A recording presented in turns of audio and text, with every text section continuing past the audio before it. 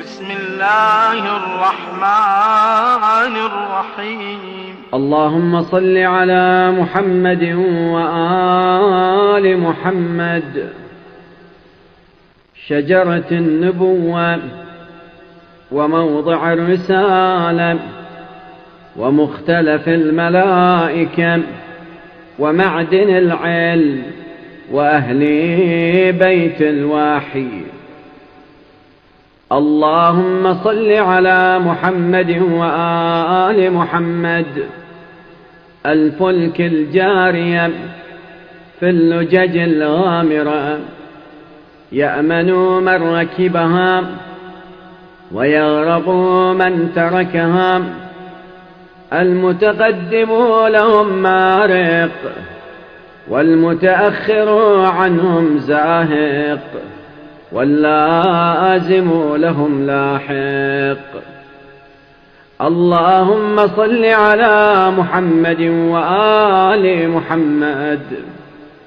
الكهف الحصين وغياث المضطر المستكين وملجأ الهاربين وعصمة المعتصمين.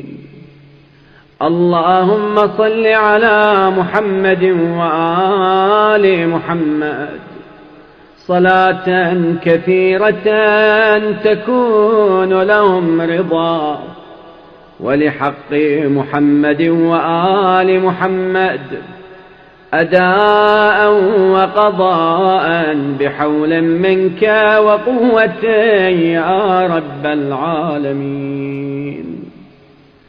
اللهم صل على محمد وآل محمد الطيبين الأبرار الأخيار الذين أوجبت حقوقهم وفرضت طاعتهم وولايتهم.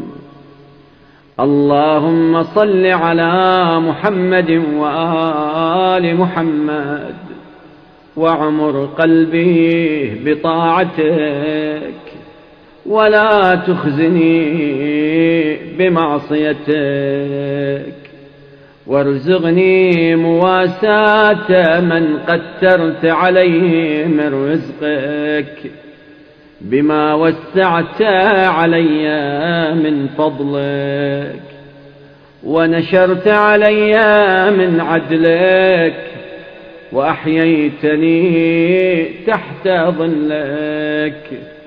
وهذا شهر نبيك سيدي رسلك شعبان الذي حففته منك بالرحمة والرضوان، الذي كان رسول الله صلى الله عليه وآله وسلم يدأب في صيامه وقيامه في لياليه وأيامه بخوعا لك في إكرامه وإعظامه إلى محل حمامه. اللهم فأعنا على الاستنان بسنتي فيه ونيل الشفاعة لديه.